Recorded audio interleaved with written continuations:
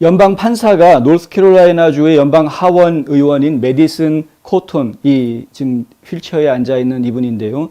이 메디슨 코톤 연방 하원 의원의 자격을 박탈하려고 하는 유권자들의 소송에서 이 판사, 요 분입니다. 리처드 마이어스라는 판사인데 이 판사가 이 코톤 하원 의원 쪽에 승리를 선언을 합니다. 그러니까 자격이 있다는 거죠.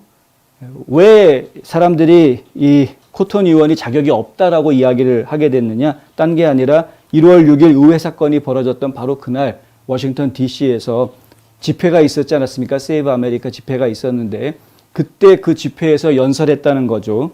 그 집회에서 연설을 했다라는 것, 그리고 그가 지금까지 해오고 있는 여러 가지 그 마가 정치인으로서 해왔던 발언들, 그런 것들이 결국에는 그 역시 반란에 가담했다라는 증거다라고 주장하는 겁니다.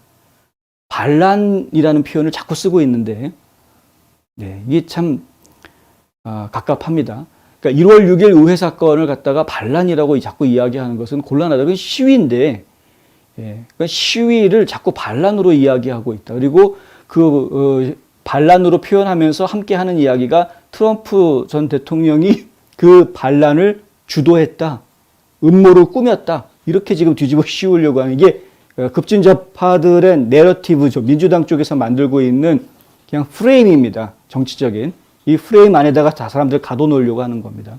근데 지금 이 커톤 하원 의원에 대해서도 아예 출마 자체를 하지 못하게, 반란에 가담한 사람은 수정헌법 제14조에 따르면은 다시 의회 의원으로 출마할 수 없다.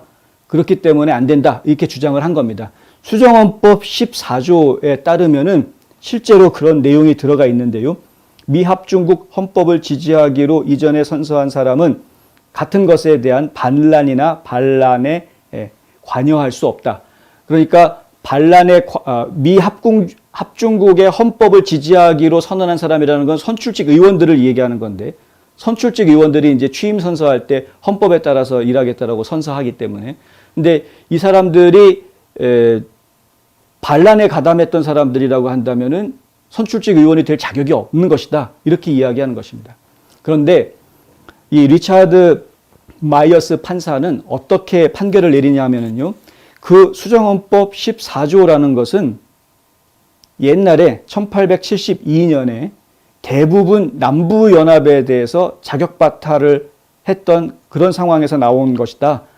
예를 들면은 이 남북전쟁이 벌어졌던 그 당시에 남북전쟁에서 남부군을 이끌었던 사람들이 의회 의원으로 출마하는 것을 막기 위해 한 조치였던 것이지, 지금 이런 상황, 그러니까 1월 6일 사태 이런 상황에 적용할 수 있는 것은 아니다라는 이제 판결을 내린 것입니다. 그건 정확하고 지혜로운 판결인데 생각해 보십시오. 이것이 반란이다 아니다라고 규정이 된 것이 없습니다. 남북전쟁 같은 경우에는 남부군이 반란을 일으켰다라고 표현할 수가 있죠. 패전했으니까. 그게 정리가 다 돼 있는 거니까. 그런데 지금 1월 6일 의회 사건을 반란이다라고 지금 규정할 수가 없습니다. 아직 조사가 끝나지도 않았고 판결이 나온 것도 아니고 아무것도 아닙니다. 그러니까 그 사건 자체를 반란이라고 할 수가 없는데 어떻게 그 사건과 연루되어 있다는 이유로 출마를 못하게 하느냐 이거죠. 그래서 출마할 수 있다라고 이제 선언을 해준 것입니다. 코톤의 선거 캠프는 트위터를 통해서 위대한 승리다. 이 좌파의 로페어 전술은 실패했다. 로페어 전술. 이게 로페어라는 단어가 참 한국말로 번역하기가 어렵더라고요. 그러면서 이 트위터에다가 제 손으로 가자 이렇게 이야기합니다. 로페어라는 말은 이제 법하고 뭐라고 그래요? 어페어. 그러니까 바람을 펴가지고 법을 이용을 해가지고 어떻게 좀 꼼수를 부려서 그거를 적당히 자기네 구미에 맞게 갖다 붙여가지고 어떻게 좀 해보려고 하는 그런 전술을 이야기하는 것인데, 시도는 있었으나 결국은 실패다. 이런 이야기죠. 선거 및 선거자금 개혁 단체인 인민을 위한 자유연설. 이 단체 이름이 Freedom Speech for People입니다. 자, Freedom Speech for People. 그러면 굉장히 Freedom Speech 그러니까 자유 발언. 굉장히 좋은 것 같죠? 수정헌법 제1조 딱 생각나고 좋은 보수적인 단체인가? 뭐 이렇게 생각이 들죠. 그런데 for people, 제가 그래서 이것을 국민이라고 번역을 안 하고 인민을 위한이라고 번역을 하는 이유가 있습니다. People's Republic 하면은 인민공화국이 되버리죠. 그러니까 이제 이거는 공산주의 국가들이 쓰는 표현들입니다. 그래서 조심해야 되는데, 그래서 조심해야 된다. 이 Free Speech for People이라는 단체에서는 이번 판결에 대해서 상당히 실망스럽다라는 성명을 내놨습니다. 이번 소요 사태와 관련된 다른 의회 의원들에게도 비슷한 문제를 제기하겠다. 그러니까 지금 코턴 의원뿐만이 아니라 그날 트럼프 대통령과 함께 연설했던 다른 연방 의원들 여러 명이 있습니다. 근데 그 사람들에 대해서 지금 다 정계에 진출 못하게 지금 막는 소송을 걸겠다라는 이야기를 하고 있는 겁니다. Free Speech for People이라는. 얘네들이 쓰는 people이라는 단어는 우리가 생각하는 국민 이런 개념이 아니고요. 공산주의 국가에서 이야기하는 인민의 이 의미로 쓰고 있는 거다. 이 단체의 법률 이사를 맡고 있는 론 페인이라는 사람이 성명서에 이런 말을 씁니다. 이번 판결은 항소심에서 번복되어야 한다. 항소하겠다는 이야기죠.